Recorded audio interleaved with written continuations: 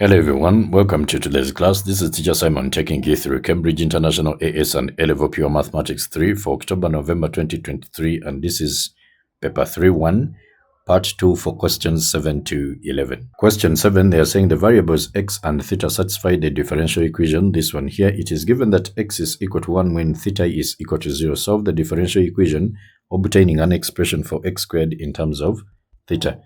Now, the first thing we do is to separate variables when we are solving differential equations. So, separating variables.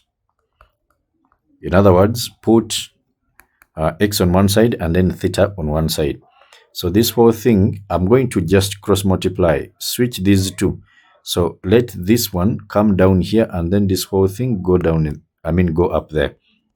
So, we are going to have x squared, then out of, it's not squared, it is just x, then divide by x squared plus 3 dx, then is equal to tan theta d theta. Then from there we can integrate. So I can say separating variables and integrating. What do we get? So you integrate that.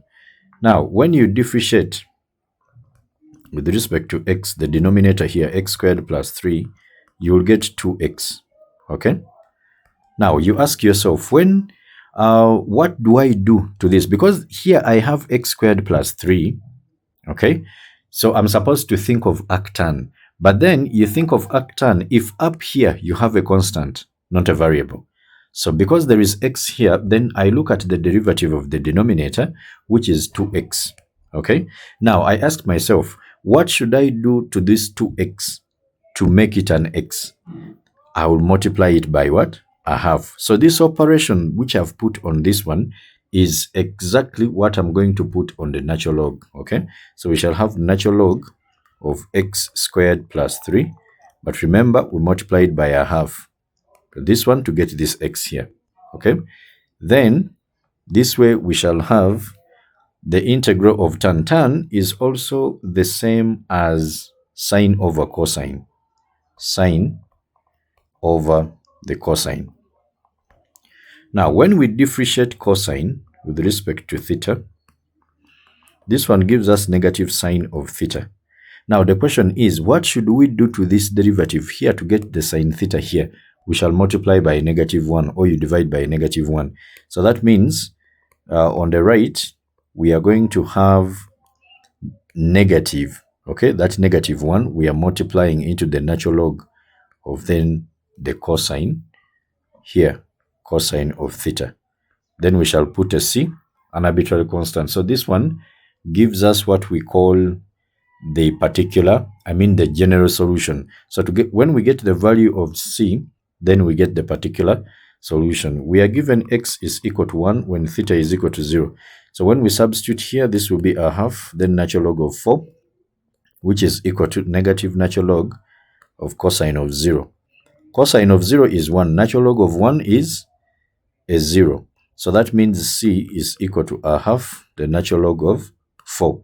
That means now our particular solution is going to be a half natural log of x squared plus 3, which is equal to negative natural log of the cosine of theta, and then plus a half natural log of 4.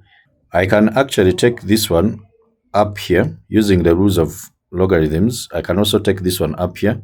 So what are we going to have? We are going to have the natural log of x squared plus 3 to the power of a half. Then here we shall have negative natural log of cosine of theta, and then plus the natural log of 4 power half. So here it is natural log of this x squared plus 3, and then here we shall get, using the rules of logarithms, since this is subtraction, then we can divide the powers. First of all, here this is a 2, so it will be natural log of 2, then we divide by the cosine of theta, like that. Now, since the two logarithms have been equated together, then the powers are equal, so we can cancel out the logarithms. Okay? Remember, here we have a half, so meaning we have square root of x squared plus 3 which is equal to 2 out of the cosine of theta. They told us to find an expression for x squared in terms of theta. So we can square both sides here.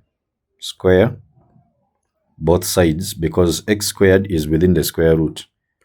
So when we square both sides, we shall get x squared on the left plus 3, which is equal to 4 over cos squared of theta. That means I can take the 3 this side, and then we get our answer as x squared being equal to 4 over cos squared theta minus 3.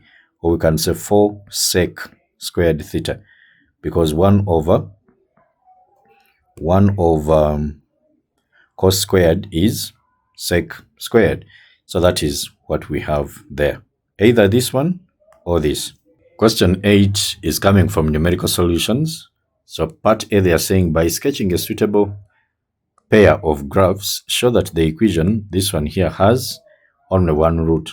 So what we are going to do is to sketch these two graphs. Sketch the graph of this and also the graph of this. Probably one is coming like this, then another one is coming like that. So if they meet at one point, then that becomes the root of this equation here. Okay? So if they meet at one point, that means there is exactly one root. If they meet 2 times, then there are 2 roots. But it is rare for them to give you graphs that are having 2 roots. Okay? So what I will do is to create a table of values, and I'll put only like 3 coordinates. You just need 3 coordinates. So in my table, I'll put x, then maybe y1 is going to be equal to the square root of x, and then y2, the one on the right, is e power x, then minus 3. So here we have 0, maybe 1, maybe 2, just 3 coordinates. Since we cannot get the square root of a negative, I'm going to use only the positive values. Of course, this one will give us 0, this one is 1, root of 2 is 1.414, and the rest of those figures. Then here, when I put 0 here, so e power 0, that will be 1. Then 1 minus 3, we shall get a negative 2 here. And then e power 1 minus 3, what do we get? And e power 2 minus 3, what do we get? So e, then power 1, subtract 3. That one gives us negative 0.28 and the rest of that. So I will just put negative 0.28. And then the other one, when I put e squared, this is 4.39, okay, 4.39, and the other one was negative 0.28. So after that, then I can put my axes and then I draw the graphs. So these are my axes. Then we can plot this one here. It is 0, negative 2. So the point is down here. The next one is 1, then negative 0.28. So it is probably down here. Okay, just down here below 1. And then we also have 2 and then 4.39. 4, I mean 2 point, this is 4.39, not yet in the middle, so probably it is there. Then I'm going to connect these ones like this.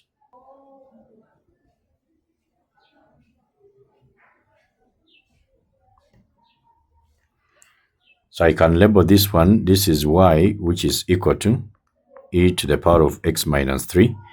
And then the next one, we have 0, 0, 0, so it is here. Then 1, 1, so it is here. And then 2, 1.4, maybe around there, before 1.5. So that means this one will come like this. Okay, so this is y, which is equal to square root of x. So you can see that they meet at one point here. Okay, so that one here, if you draw it perfectly on those other softwares, so you can actually see that where they meet is the root. So you come down and read off that value. Okay, so if we draw on the perfect graph, we should get that value there. Okay, Now, since here x is expressed in terms of x, you cannot make x the subject of the formula. Here, you cannot use the usual algebraic methods to solve such equations. So we use numerical methods, okay? Now, part B, show by calculation that the root lies between 1 and 2. Do you even see that what we have gotten up here, it is in between 1 and 2. 1 is here, 2 is here. So it is in between. Now, how do you show that one there? Now, if I have the graph for the whole thing, maybe it is like this, okay? And this is where it cuts the x-axis. So we look at the right of that root. So maybe there is an x value here. Let's say this is x2, then there is x1 here.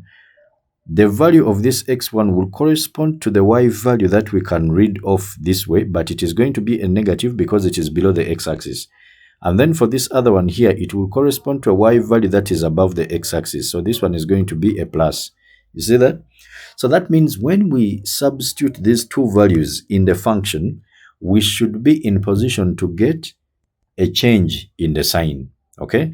So we are going to use the change of sign rule, that approach for change of sign. So what we can do, we can take this root this other side, or we can take this one this way. So whichever you want, and then you create a function. So all of it together. Now I can bring this one this side, and then we have root of x, then minus e to the power of x. The 3 will become a plus, which is equal to 0. Now this is my function. So to get a root is that value you are going to substitute in a function, and then it gives you a 0. Okay, so my f of x is going to be root of x, then minus e to the power of x plus 3. So what is f of 1? F of 1 is going to be root of 1, which is 1, minus e to the power of 1, then plus 3. What do we get? And also f of 2. What do we get? Root of 2, then minus e to the power of 2 plus 3. We must get one of them negative, the other one is positive.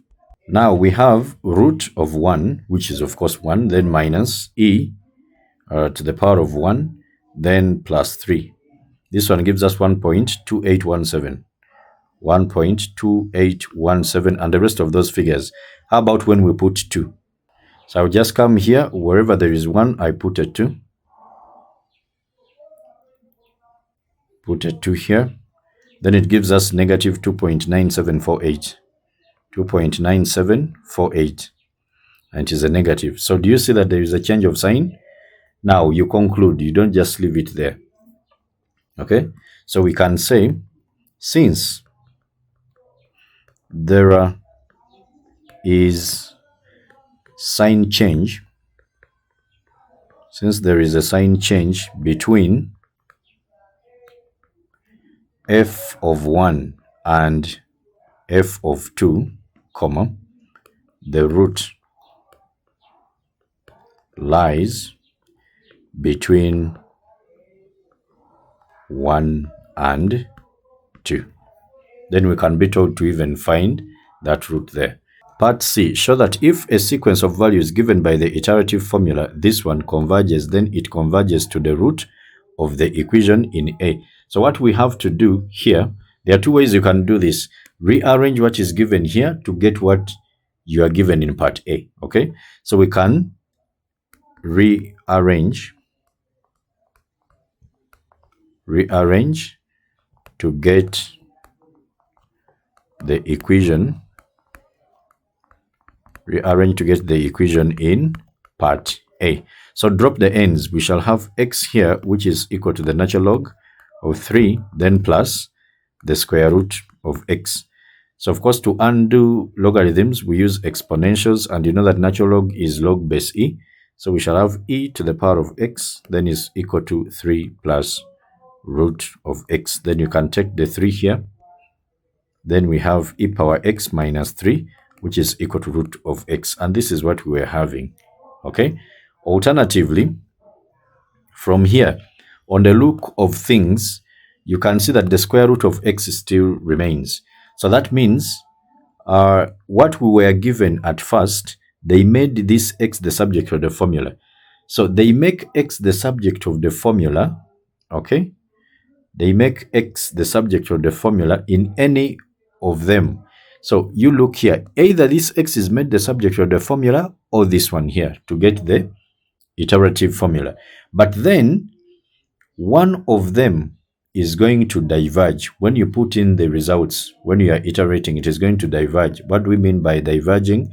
The values that you put in there, they are not going to be concordant, or they are not going to be consistent. They are not going to come to a certain value. They are not connected, okay? But for a converging one, they give you the same value. You can see to maybe a certain number of decimal places, they tend to a certain value.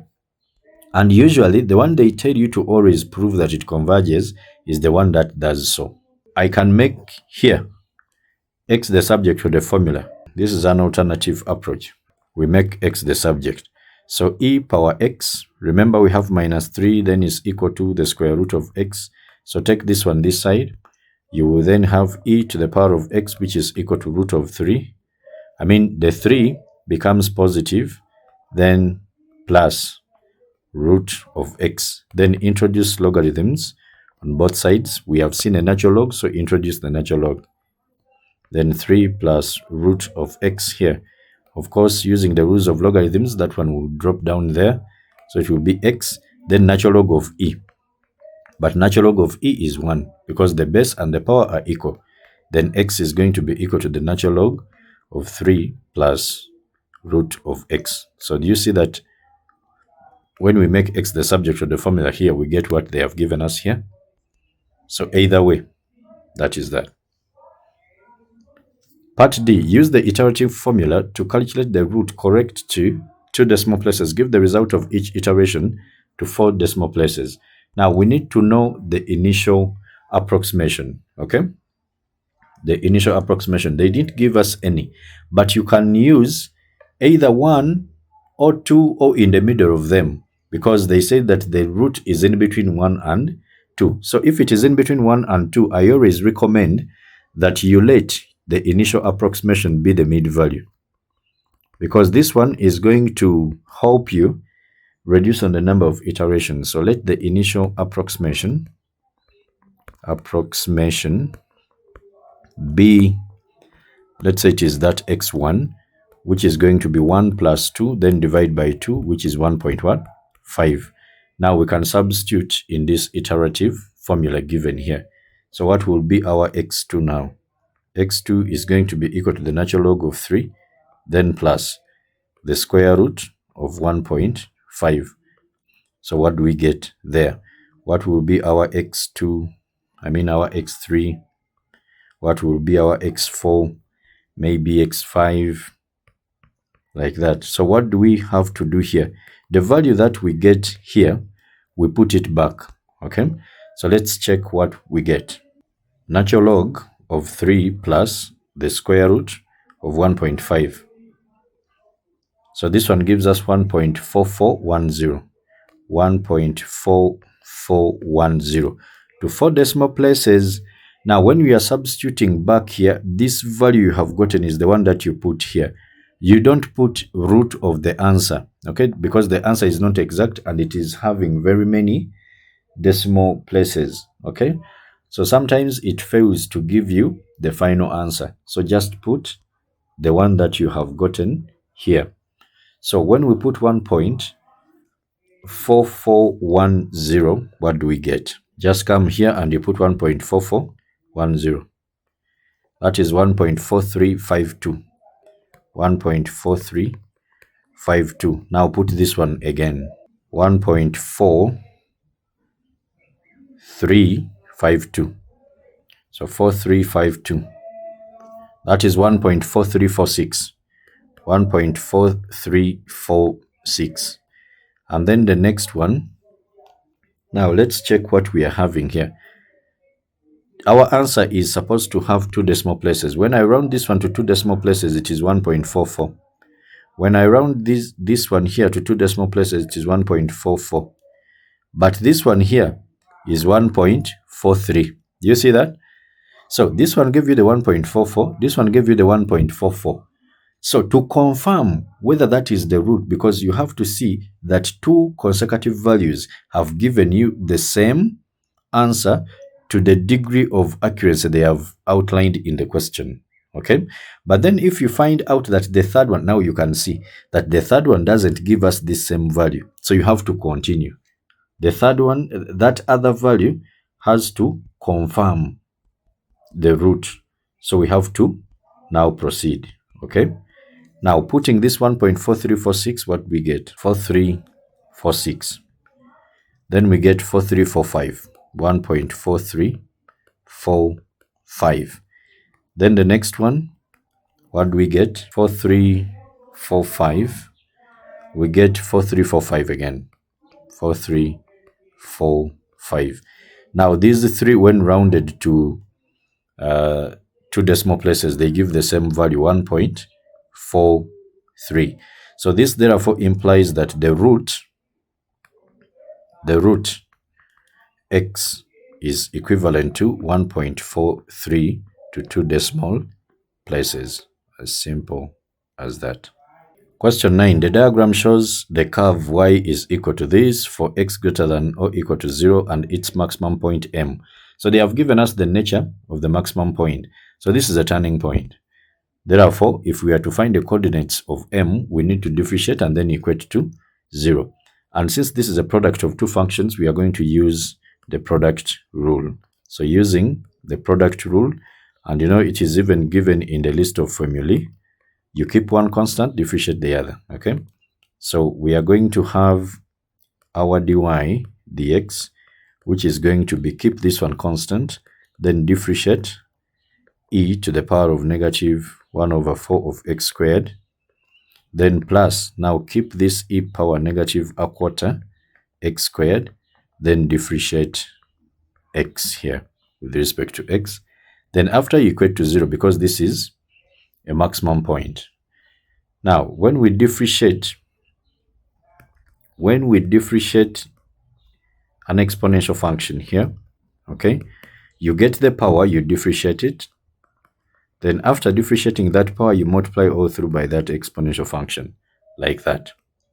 So here, when we differentiate that, it will be negative a quarter times 2, and then x power 1, okay, because you drop this power, the 2 here. Now, this one is going to be negative a half of x.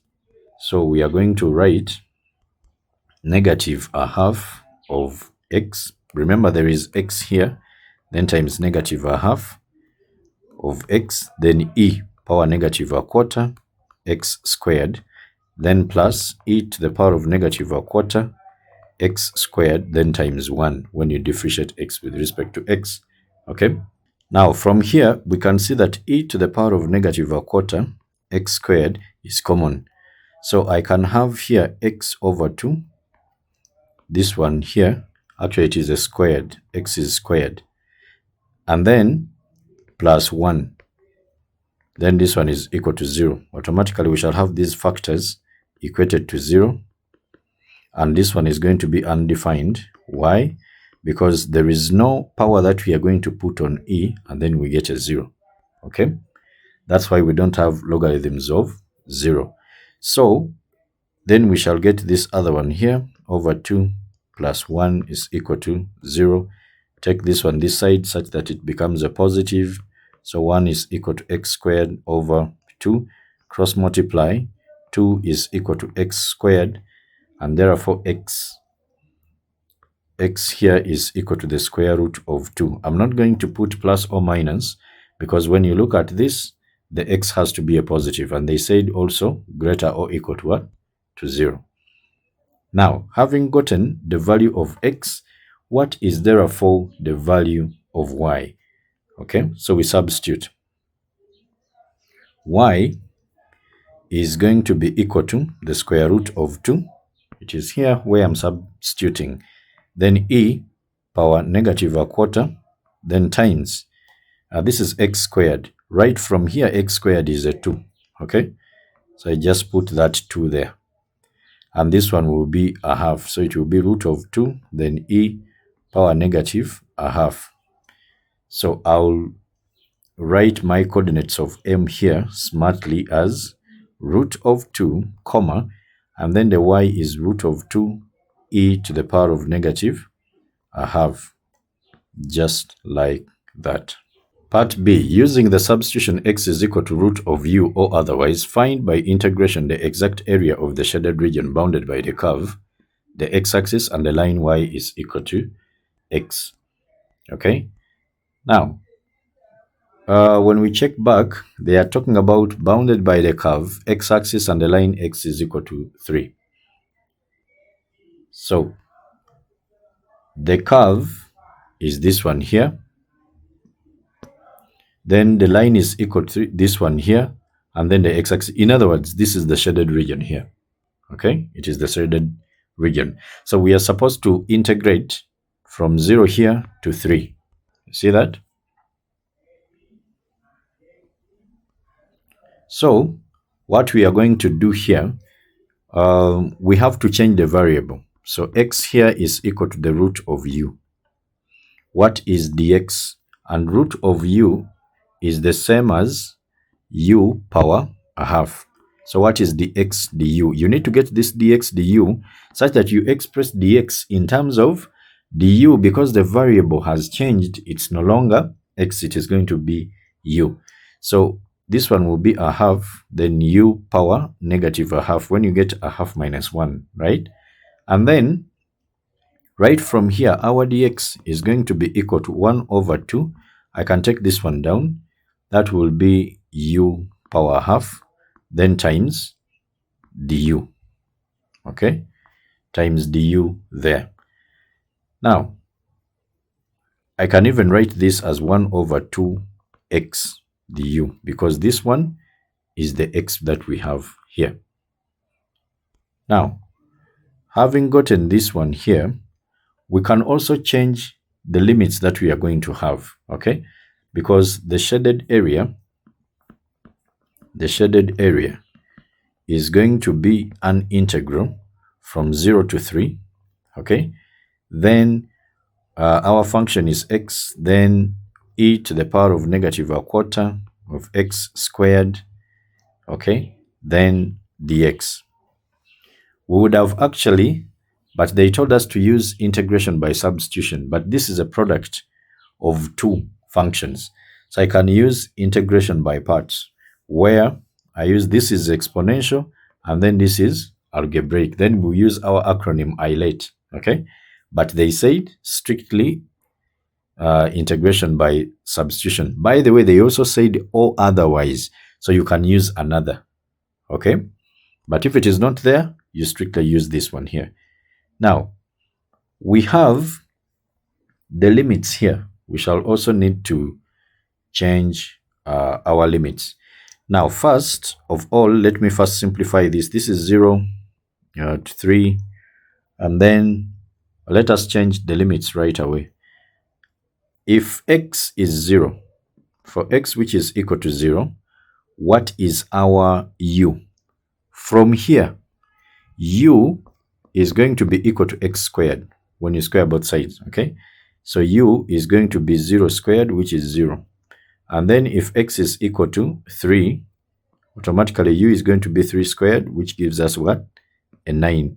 So meaning here we'll have the integral from 0, 0. And then 3 now goes to a 9. Now I can leave this x here, and then e, or I can just put maybe this u power half, okay? Then up here we shall have negative a quarter. Now x squared is u, so I'll put u here. Then times dx here is du over 2 of x. You see that? Now it is here. Now the x here is going to cancel. So we shall have a half. I'm going to take this one outside. Then the integral from 0 to 9 e to the power of negative a quarter u du. Now we know that when you integrate e to the power of a function, okay, you are going to get this one here, you differentiate it, and then you divide it by this exponential function. But for differentiation, we always multiply through, okay? For integration, we divide. So when you get this one and you differentiate it, you get negative a quarter, right? So if you get negative a quarter, then this one will be e to the power of negative a quarter of u, then divide by that negative a quarter. And then you put the limits 9 and 0. So what do we get when we proceed? This one is going to be a half. Then bring the quarter out, divide by that negative a quarter, then put the limits e to the power of negative a quarter times 9 minus e to the power of 0. So a half divided by a quarter, that is the same as a half, then times the reciprocal 4 over 1, which will give us a 2. Okay, so that one will give us a 2. But since there is a negative, then I'll put negative 2. And then inside here, we shall have e to the power of negative 9 over 4 minus a 1. Okay, so that is that. And they told us to find the exact area. The exact area, it is here. So I can leave my answer like this, or I can open up and I say this times the negative, that one will become a positive. Then I write it as 2. Then this times the positive here, it becomes a negative. Then I write it as minus 2 e to the power of negative 9 over 4. So this will be our answer there. Question 10 is coming from partial fractions. Let f of x is equal to that, and then express f of x in partial fractions. So since here I have a linear factor and then this is linear repeated, it's like when you have 1 over 2, okay, then you also have 1 over 4. This one is the same as 1 over 2 squared. So when I'm looking for the LCM, I'm going to take this 2 squared. I'm not going all the 4. I'm not going to say this and this, you multiply them. No. So that is the idea we are also going to take here. Now what are we having here? So the 24 of x then plus 13 divide by 1 minus 2x. Then this is 2 plus x then squared. We shall have a here out of 1 minus 2x. Then plus, we shall have b. I consider one which is not squared first. Then plus c out of, then consider this one when it is squared. Now this is all our LCM. So this one divide by this, that means this one will cancel with this, you remain with this one here, then times the a. So meaning we shall have a into 2 plus x, then power 2. Then this one is our LCM, divide by this. That means one of them, this one cancels with one of them here. So what remains is this one here, then times the b. So we are going to have b multiplying 1 minus 2x and then 2 plus x. And then this one here, divide by this, this will cancel. And then we remain with this one here, then times the c. So that means we are going to have c, then times 1 minus 2x, which is equivalent to 24 of x, then plus 13. You look out for x values that can terminate. Our mandate is to find the values of a, b, and c. Look out for the values of x that you can substitute in here such that some terms are terminated. Okay? For example, if I take x to be equal to negative 2, that means this one will go. In other words, just get this one equated to 0, you get the value of x, okay, which is negative 2. So this one will go, and this one will also go. That means I will only get here, okay? So negative 2 times negative 2, that's a positive 4, so plus 1, we shall have a 5c. So this will be 5c, which is equal to, this is negative 2 times 24, that one will give us negative 48. So negative 48 plus 13, that one gives us negative 35. So we have negative 35, and when you divide all through by 5, c is going to be equal to negative 7. Then next, if let's say x is equal to a half, if I get this one and I equate it to 0, okay, x is going to be a half. So that means this one goes and also this one goes, so I remain with this one here. Now, if it is a half plus 2, you get 2.5 or 5 over 2. Then when you square it, it is going to give us 25 over 4, okay, of a. Then is equal to, bring it this side, 24 times 5 over 2. This one will be 12 times 5. That will be 60, okay. Won't that be 60? 24 times a half. No, it's not 5.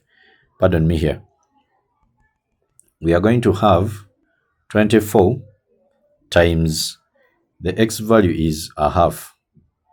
So if it is times a half, then we are going to get 12. Then 12 plus 13, that one will give us 25. So I will have 25 here, which can cancel with this. Then you cross multiply, then your a becomes a 4. A becomes a 4. Then next, if x is equal to, now we are done with the terms that can terminate some of the terms here. We used the half here, which terminated these two. We also used negative 2, which terminated these two. So we can look for any other x value that we can use. Let's say x is equal to 0. That is the simplest you can use, okay? So if it is 0, here you will remain with a 2 squared, which is 4. So that is 4a.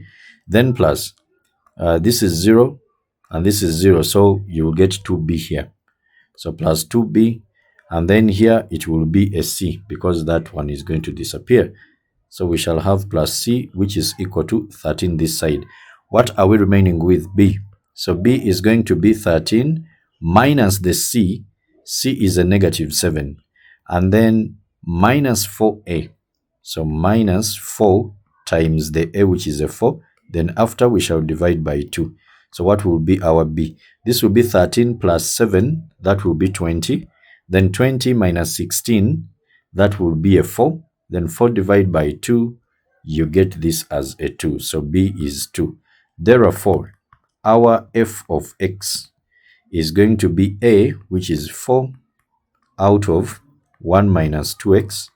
And then b is a positive 2 out of 2 plus x. And then a c is negative 7, then out of 2 plus x, then brackets squared. So this is our f expressed in partial fractions. Now, when they give you this as part A, expect the second part to be coming from either integration or from binomial expansion. Now you can see part B. Hence, obtain the expansion of f of x in ascending powers of x up to and including the term in x squared. So our f of x, first of all, is equal to a was 4. Then it was out of 1 minus 2x. So I can take it up using the rules of indices. It will be power negative 1. Then b was 2. And then it was over 2 plus x. So power negative 1 here. Then minus 7, which was over 2 plus x, then power 2. So I'll put it here just like that. Now, I'm going to expand using the binomial expansion. And binomial expansion states that if you have a plus b to the power of n, you get that a, power it with the n, then b power 0 over 0 factorial, then plus, you be like as if you're differentiating a with respect to n, okay? You differentiate this with respect to a. So we shall have n, then n minus 1. And then the power that a loses, b picks it. And then the power of b is the one that comes as a factorial down here. Then you also drop this one here.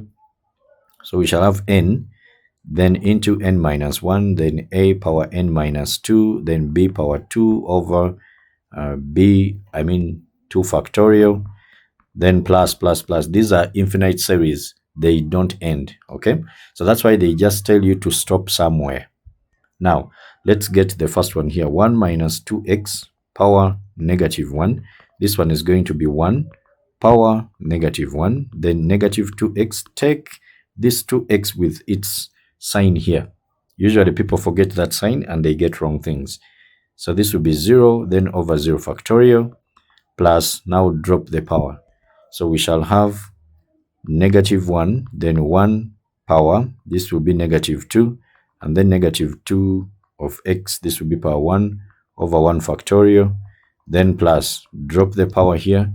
So we shall have -1, then times -2, then now our 1 is going to be to power -3, and then this will be -2x, then power 2 over 2 factorial. So this one is continuing, but we shall stop here because this one will end in x squared. The rest is just simplifying. This one will give us 1. Okay, and then when we come to this one here we have -2 times the -1 here, then we shall get a +2 of x, and then this one is a +2, which cancels with the 2 down here, and then when we square this one, it will be a 4x. Okay, so it will be 4x squared. So that is what we are going to have here.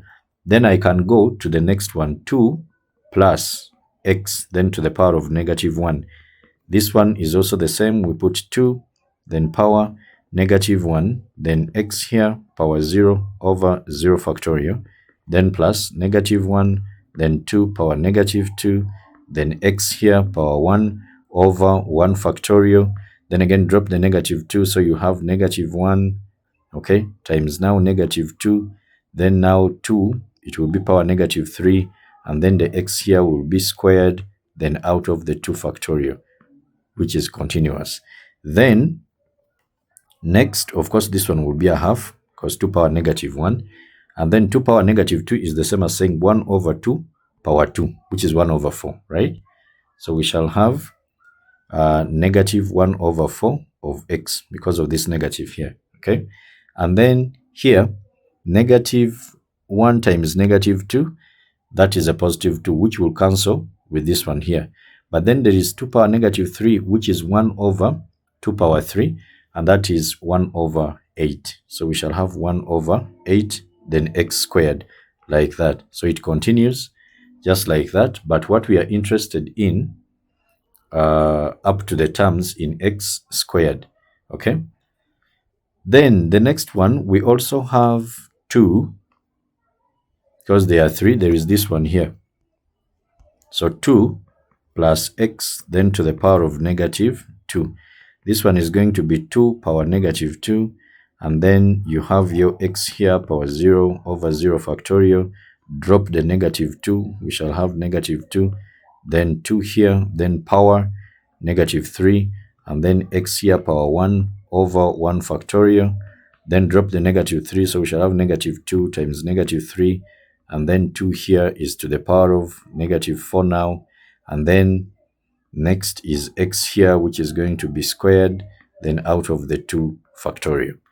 Then to simplify this one, it is going to give us, this one is a quarter, okay? So that is a quarter. And then here we shall have -2 over 2 cubed is 8. So that will be also -a quarter. So this will be -a quarter of x. And then how about here? I can actually just cancel out these two. First of all, this is a negative and a negative, that's a positive, okay? So these 2 can cancel with this 2 down here, because 2 factorial is 2. And then here we shall remain with 3, then divide by 2 power -4, that is a 16. So we shall have 3 over 16 there. So I'll write plus 3 over 16 of x squared.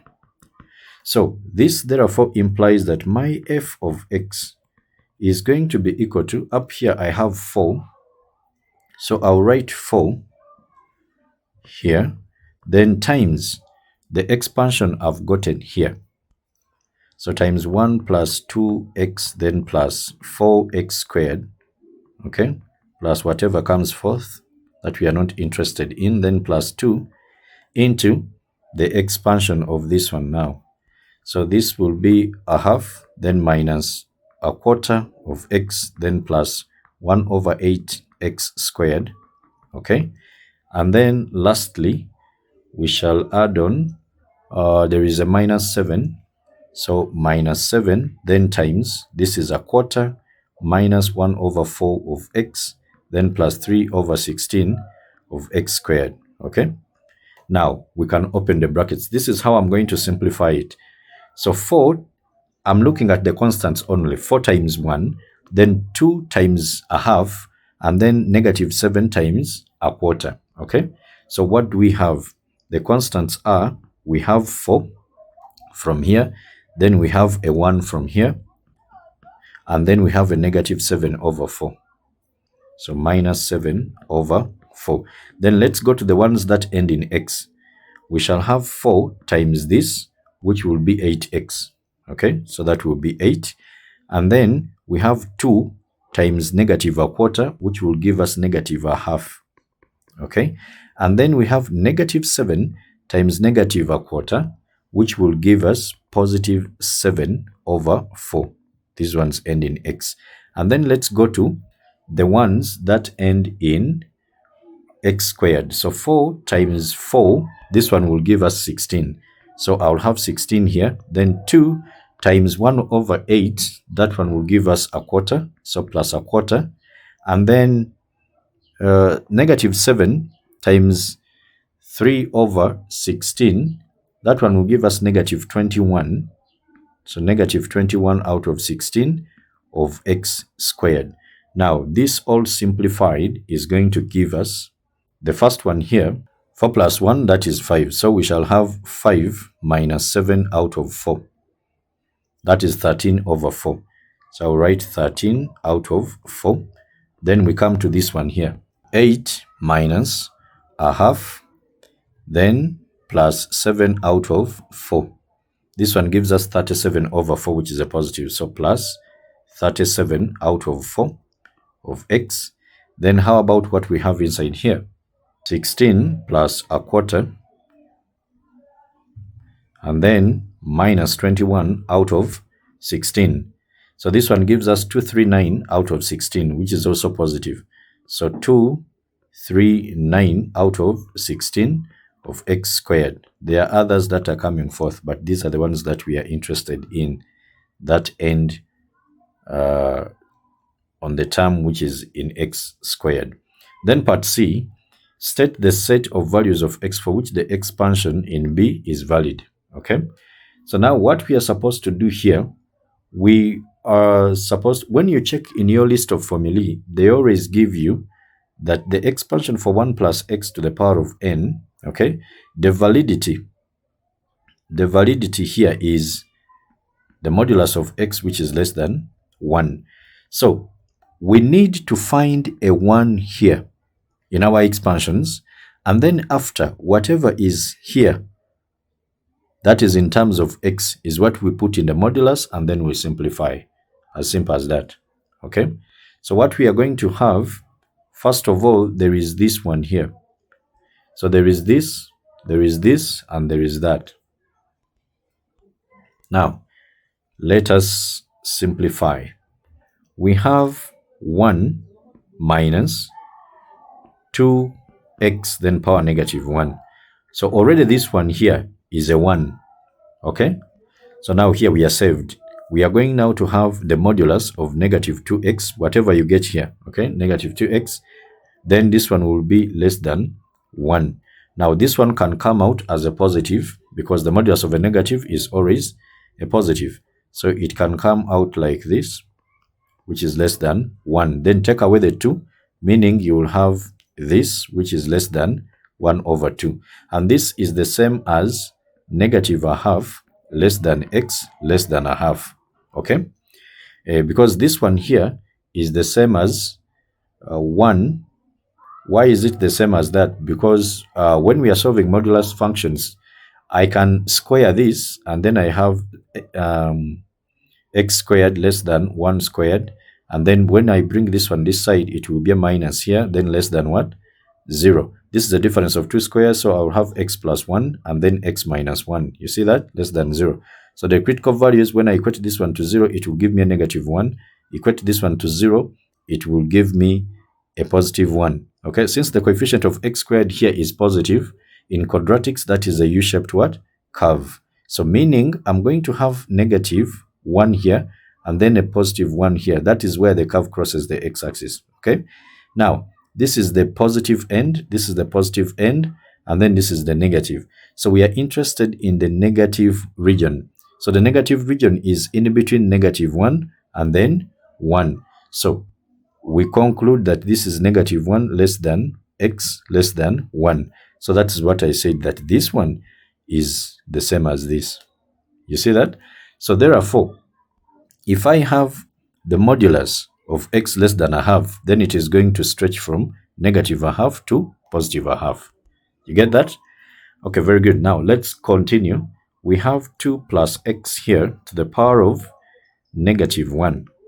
Okay, now here we don't have a 1. That means I can factorize out that 2, and then I say this is 1, then plus, automatically we shall divide this by 2. Because when you open the brackets, it has to give you this one here. So the whole of this is power negative 1. Okay, so we shall have 2 power negative 1 into 1 plus x over 2, then power negative 1. Now here, this is our x part. Okay, so we shall have x over 2 here in the modulus, then less than 1. So pull out the half, then it will come out as a half, then the modulus of x like this, less than 1. Then we can multiply all through by 2. Then it will be the modulus of x is less than 2.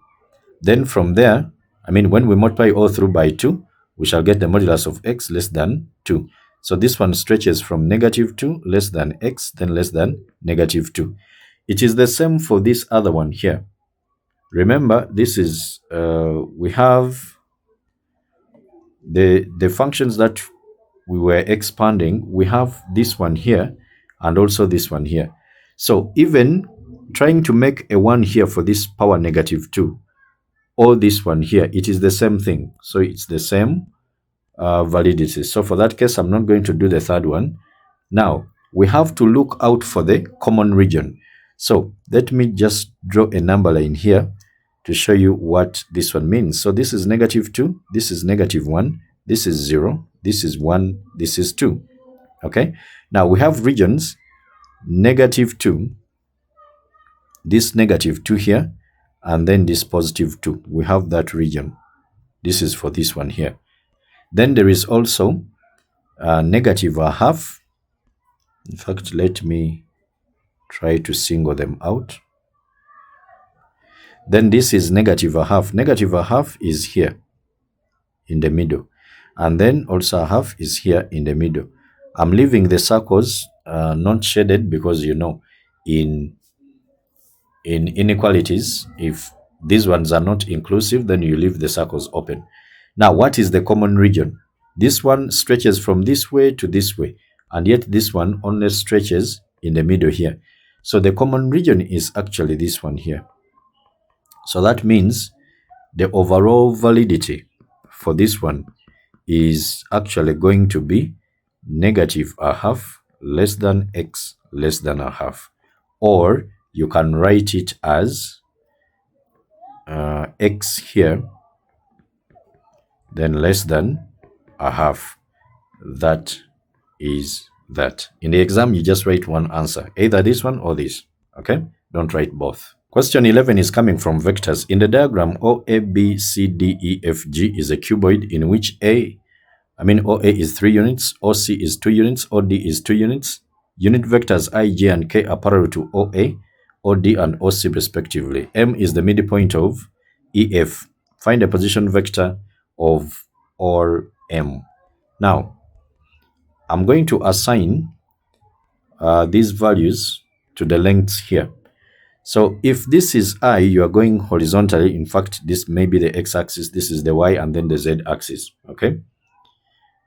For the cuboid, this OA is equal to DE, is equal to CB, is equal to GF. You see that? Then we also have this one equal to this, equal to this, equal to that. You get that? Then what else? We have OD, we have AE, we have BF, we have CG. So we have to move through these directions here. This, the I, the J, and then the K. Okay. So they said that OA is 3 units. So that means this is 3I because it is parallel to this one. And parallel vectors are scalar multiples of each other. Okay. So I'll write 3I here. And then even this one will be 3I. This one will be 3I. This one will be 3I. Are we there? Then next, where is the J? OD. They gave us OD 2 units. So this one will be 2J, 2J, then 2J here, and also this one 2J. What else? We are having the K. The K, OD is also, OC, the vertical is also 2 units. So we shall have 2K here. This is 2K. This is 2K, the FE. And then we also have 2K here. Now, let's begin. Position vector of M. To go to M, I will say OA, okay, O to A, O to A, then AE, then EM, okay. So we shall have OA, OM is going to be equal to OA plus AE plus EM. I said here, here, and here. Okay, and we are moving in those lengths that are parallel to the directional vectors. So we shall have 3I, then plus AE is 2J, and then EM is a half. Since they said that M is the midpoint of EF, so it is a half of this 2K. Okay, so a half of 2K, meaning OM is going to be equal to 3I plus 2J plus K. That is our answer. Then next, they are saying the position vector of P is IJ plus K. Calculate the angle PAM. PAM. Okay, so M is here. Okay, PAM. Maybe P is somewhere. Okay, so what we need to do here, let me assume this is my diagram. PA is in the middle. This is P. Let me check what is here. AM is up. Okay, whatever. Let me just put M. Let me put M here and then P here. Okay. Yes, because I can see M here, then A here. Maybe either P is this way or this way, whatever. Now, let's get back here. If I want to find the angle, I can either find MA, then PA, those two vectors. So you either close in or you open up, okay? You either close in or open up. So since I'm finding PAM, so let me find the vector MA. MA is going to be OA, then minus OM. You just get the last minus the first, because if I have these 2 points here, I have M, I have A here, and this is the O. So from O to M, then there is O to A, and you want to move from M to A, so you say MO, then plus OM. So here you are moving in the opposite direction. So that's why this one will be OA. So you are going to have MO, then plus OA. You see that? But MO is the negative of OM. You see that? So it's a matter of just getting the last one, then minus the first one. So we have this one here. What is our OA? Our OA is this one here. It is 3I. Okay? So if it is 3I, This simply implies that we are going to have 3i minus the OM. OM, we have it here as 3i, okay? Then minus 2j. Remember, it is affecting everything here, the minus. Then minus k. So this one will give me negative 2j. Then minus the k. And then what about PA? So PA is going to be OA minus OP. So OA is again 3i, okay? So 3i minus minus I minus j. Remember, they gave us this one here. Then minus 2k. So meaning we are going to get 2i minus j minus 2k. So here we are going to use the dot product, okay, the scalar product. You can call it the dot product or the scalar product. So we are going to dot these two that are forming that angle, PA, dot it with MA. You can use PA, okay, I said you can close in or you open up. So another person can say AM and AP, okay? So this one is going to be equal to the modulus of the PA, then times the modulus of the MA, okay? Then cosine of the angle in between, which we are looking for. So I'm going to have, this is negative, we shall have here a 0, then negative 2, negative 1. Let me use these column vectors. Remember, I don't have I here. Wait. Let me begin with the PA. So it is a 2, then negative 1, then negative 2. Then dot it with the MA, 0, negative 2, negative 1. Remember, we don't have the I here, so it is a 0. Okay, so this one is going to be now the square root of 2 squared, then plus, to avoid mistakes, put the negatives in the brackets, then negative 2 squared, then times the square root of 0 squared, then plus negative 2 squared, then plus negative 1 squared, then cosine of that angle theta. Now, 2 times the 0, you will get 0. Then negative 1 times negative 2, you will get positive 2. And then this one also gives you positive 2, which is equivalent to, this is going to be 4 plus 1, 5. 5 plus 4, you will get 9. Root of 9, that one will give us a 3. So we have a 3 here. Then times, this is 4 plus 1, that will be a 5. Okay, so we shall have 3 root of 5 here, then cosine of theta. So meaning cosine of theta is going to be equal to 4 over 3 root of 5. Therefore, what is theta? It is the arc cos of 4 over 3 root of 5. So putting this in the calculator, what does it give us? Arc cos, my calculator here is in radians. So since they never specified whether we put the angle in degrees or radians, any of them can be marked correct. So this one is 0.932, 0.932 radians, okay, to 3 significant figures, or theta is equal to, when I change it to degrees, what do I get?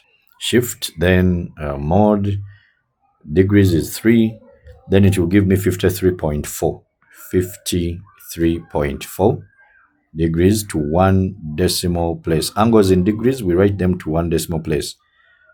Okay, angles in radians, we can write them to 3 significant figures. So any of these two, don't write the 2 answers in the exam. Okay, give 1. Part C, find the exact length of the perpendicular from P to the line passing through O and M.